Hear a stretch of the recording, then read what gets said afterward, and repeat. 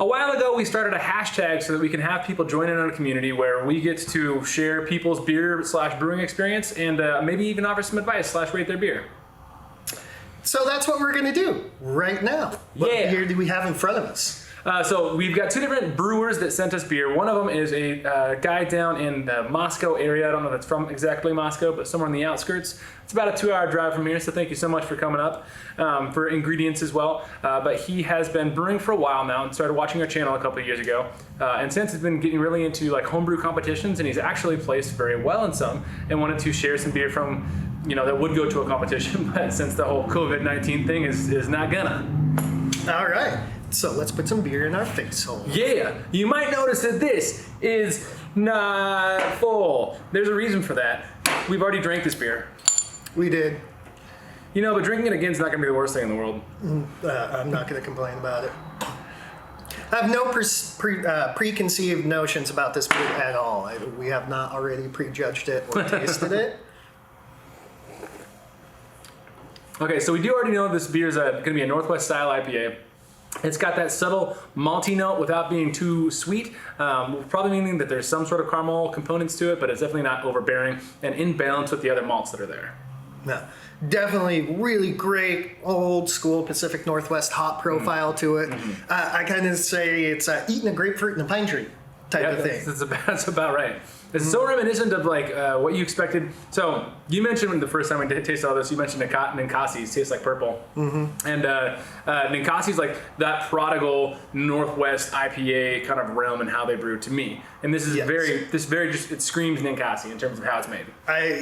100%. You could put this in front of me and be like, oh, that's a cool Ninkasi beer. And then I still wouldn't believe you if you told me it was somebody else's. Yeah. I'd say high five. Congratulations to you, because this is stupidly delicious. It's very, very good. And I'm sorry that we didn't get the first initial, like, wow, this is super drinkable on recording. We got it on video, but not on audio, and audio is probably the more important part of what we're doing right now. Right. We missed the biggest and probably the best quote from the first time we did this, and it's prancing through a forest mid-spring. That's what this tastes like. While smashing yourself in the face with a grapefruit. Anyways, so that's enough for beer number 1. Let's go on to beer number 2, also from Chad. I forget his last name. Thank you, by the way. I don't know if I already said that. Thank you, Chad, for bringing these to us. We definitely appreciate it. And we enjoy that we get to share these beers with the rest of you as well. You're sharing them with us. That's right. That's part of the fun of, honestly, being a homebrew supply store, is because we get to be a part of people discovering beer, a part of people making beer, a part of people conceptualizing beer, and then it's that much more special when people bring beer back to us to taste, because we've seen multiple parts of the entire process that went into putting this beer into action. So this one is a porter. Smells kind of classic, Deschutes Black Boot, suit almost stout, but that robust category of porter. I don't know how they recategorize. Robust porter used to be a category in pre-2015 BJCP style guidelines, but I don't know if it's still a style guideline anymore. It should be if it isn't. I would say yes, exactly.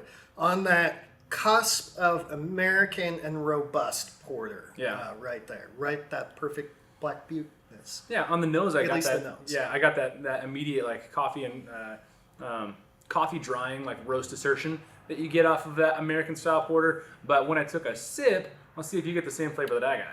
There's almost a little bit of woody character to it. There's some woody character to it. Yeah, definitely some really nice chocolate. It never quite actually gets the caramel roast, but some like toasted wood character. And I don't want to say oak because it's not quite oak. It's not oak. It's more like nut to me. Yeah, like walnut or walnut shells, actually. Yeah. I could see that being like the walnut shell. And then I also get a subtle like a fruitiness that lends into the alcohol as well. So there's definitely like a brightness from the alcohol. Not that this is a high alcohol beer by any stretch of the imagination. I'd be surprised if it was above 7%. But it's dry enough on the body that the alcohol actually does come through, and I get some fruitiness that leans into that. And so on the palate, it's more that walnut, almost woody kind of flavor, with just a touch of fruit and alcohol note that kind of like circle it back. Almost finishes Schwarz-like. Makes it a lot more drinkable, in my opinion. A little bit of a slower drinker. Good. Very good. So now that we're now that we're only a beer each deep, let's go into the next set of beers that we've got that were mailed to us from a person that subscribes to our channel. And the fun thing about all this is that I did not read the message that he sent when he sent the beers. The reason being, Logan read the message and is like, by the way, Peter, it's going to be really funny if you and Tim try to guess what beers these are.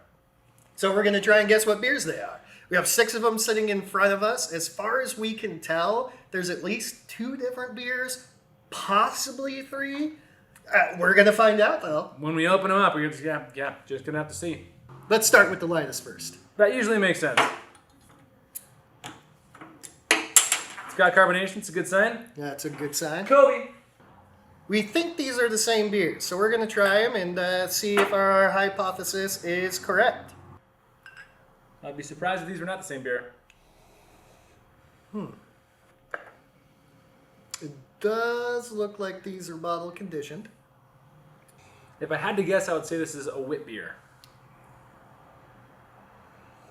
I mean, I'd be with you on that guess, some sort of Belgian.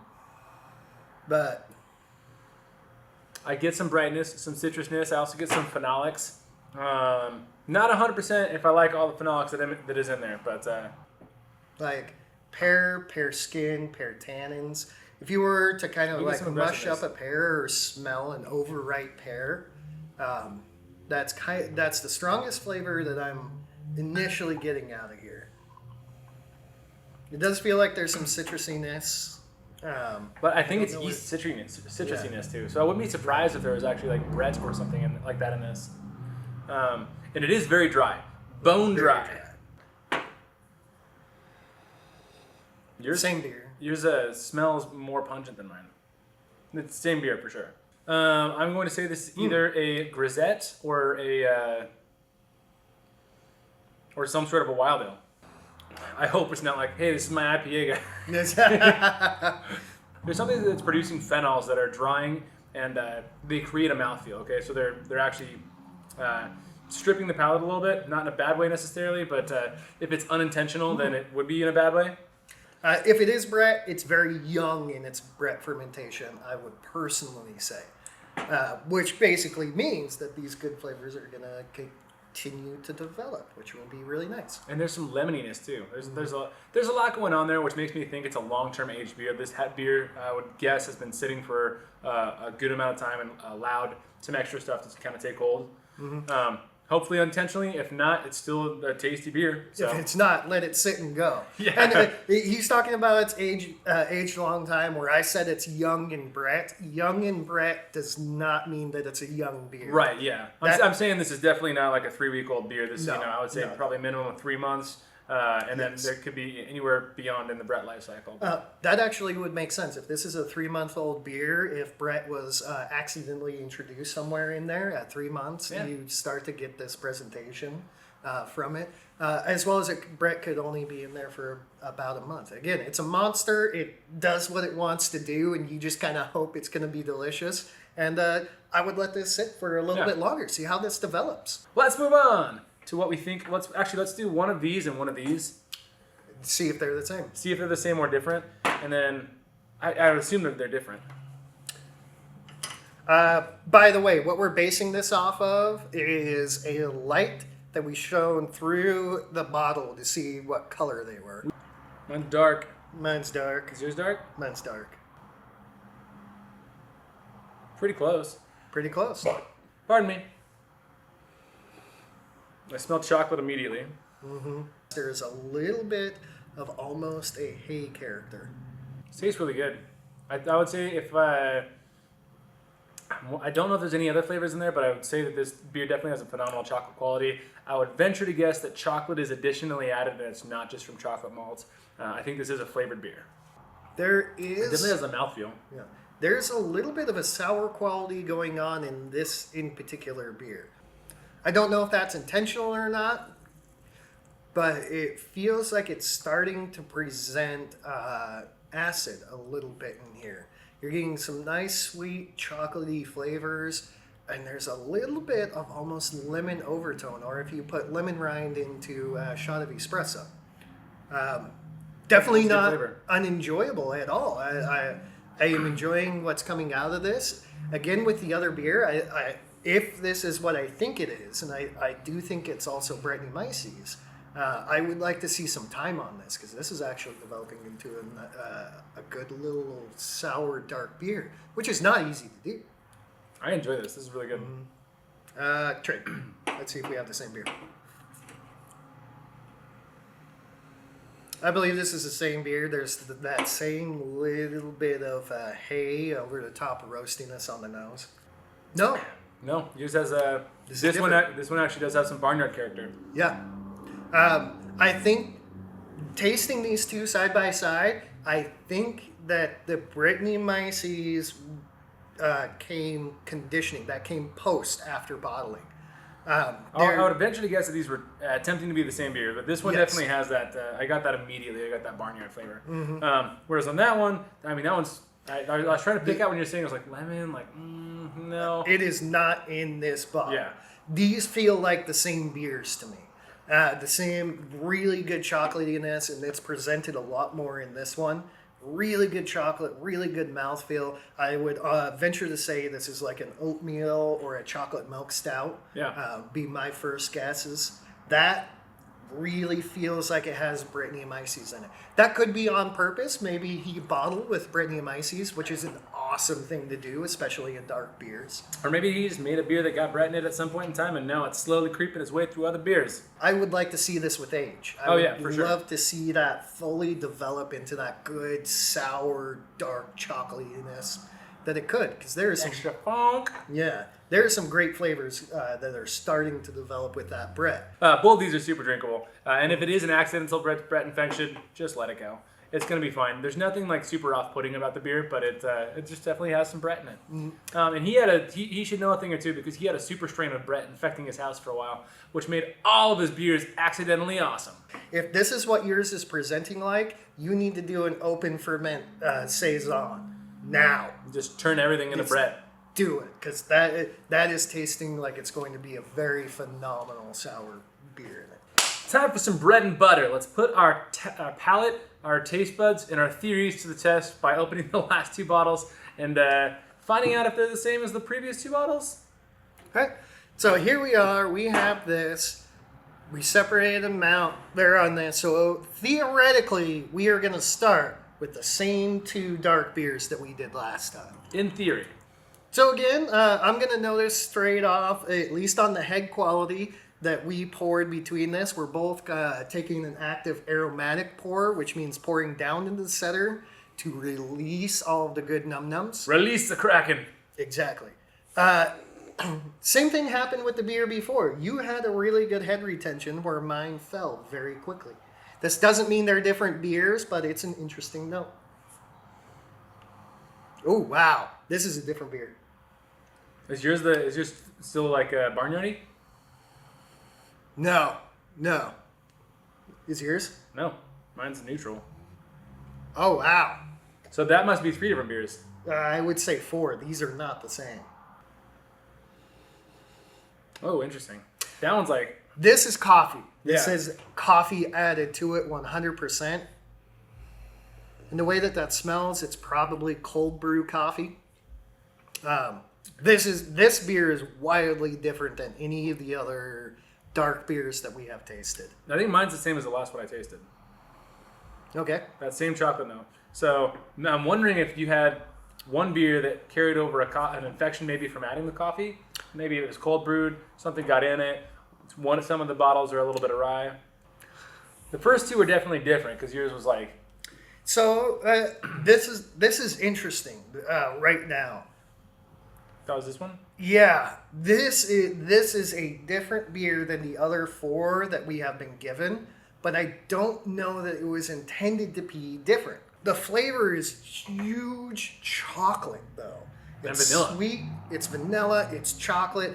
This is a coffee chocolate stout. Yeah, the two that we had there very much tasted like probably some lactose, maybe some lactose. It had the thickness that said that lactose could be present, or it could just be like something that's going to add body, like flaked wheat or something like that. But chocolate was very, very pungent. That was the only kind of defining characteristic of that beer. But it was really super good. Great chocolate stout. What do you want to call it? Maybe chocolate milk stout? It might even be that this is the base beer to the coffee and extra chocolate that were added to this beer. Yeah. I could see that happening really well. There's a lot of the same base beer flavor profiles that are happening in both of them. Look-wise, they look the exact same. They do, Yeah. definitely. Now, the one outlier that we have, these flavors make sense to me. These flavors make sense to me. The one outlier that we have is the one that we said tasted a little bit like that. It had that barnyard kind of flavor. So I'm thinking maybe what happened is that one bottle got infected with Brett and was intended to be the same as these. But that Brett chewed through a lot of the extra flavors and started making some barnyardiness. If you've got any more bottles like that, let them sit. They might turn even better. But of course, if it was an accidental bottle Brett infection, then you wouldn't be able to know which one is which. Let them all sit for at least 6 months and then try drinking them. I love the flavors that's coming out of that beer. I think the way that Brett and acid really plays with chocolate is indicative that these two beers were probably meant to be the same, but one of them definitely got an infection. Okay, so the dark beer was a tropical stout, meaning lager yeast. Not anyone other than the BJCP would know. Fun fact, I actually studied to be a BJCP judge for a number of years. So we'll call it a chocolate milk stout. So chocolate milk, we got right. It's got lactose in it. We got that right. 7.6% ABV and 31 IBUs. The lager is gluten-free sorghum beer. That's why it tasted so dry. Yes. That's probably also what was giving us trouble with that little bit of funky wild factor. Sorghum is a different grain, which gives you different flavors, and not something that we encounter a whole bunch, actually. Yeah. And that would probably account for some of the cidery quality too. In terms of the why the 4 dark beers were different than the 2 lighter beers, I can't say that I can speak to that. I would say it's just different bottling techniques. I'm guessing maybe these are bottled off tap then, and if they're bottled off tap, there's probably something that happened in line and in transport that made them taste a fluctuating amount of difference. These two tasted like chocolate milk stout. Yes. This one tasted like wildly flavored chocolate milk stout. I would have been willing to sincerely bet that there was coffee in this beer. Yeah. The nose smells 100% like cold brew. Also, we're going to drink these and get pretty happy. So either way, good job. You did your job. You did really well. I'm excited about all of these beers. Yeah. Knowing that that is a sorghum lager, that's very interesting. It's something to dissect. If you have more of this chocolate tropical stout that has Brett in it, and you know it has Brett in it, please send it to us so we can sit it in the cooler and forget about it for a few months. Yeah. So the process of brewing well was good. I just think maybe a couple of these ended up having some random misnomers that happened in packaging. In packaging and maybe in shipping. Which, again, take note on this. If you know you were beautiful in your packaging and you're watching this and you're seeing us say some things about that, please look at that and take note and be like, oh, shoot, well, I send my beers into competition. What if this is happening when I'm sending them into competition? And really start to think about how you can better present your beers for competitions that you have to send in. Yeah. Also a good point for if you're buying beer from the store, you bought that beer in a bottle or a can that you know you love because you've had it on tap so many times and it tastes different. This is a reason why. It all leaves the brewery tasting the same, and then how it's handled afterwards can change the flavor dramatically. Yeah, which is why there are certain stores I will not buy beer from. Not all packaging situations are great for brewers as well as home brewers. But that's diving into a whole new topic. So all that said, thank you for watching this video. Please be sure to like and subscribe and comment and ring the bell for notifications and like our Instagram page. Go to our website, like our Facebook. Send us teddygrams. Teddygrams. The bears.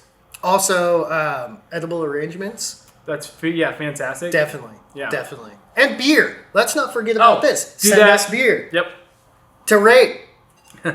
Like right now. Hopefully you guys enjoyed this video. Thank you so much for watching, and we will see you on the next time that we see the camera in front of us when we're filming. We're totally seeing you right now. We're FBI creeping straight through the camera. Yeah. No, you. Yeah, we're talking to you. Exactly. Quit picking your nose. Weird. Man, you think you can't see, we can't see you or something. I know, it's crazy.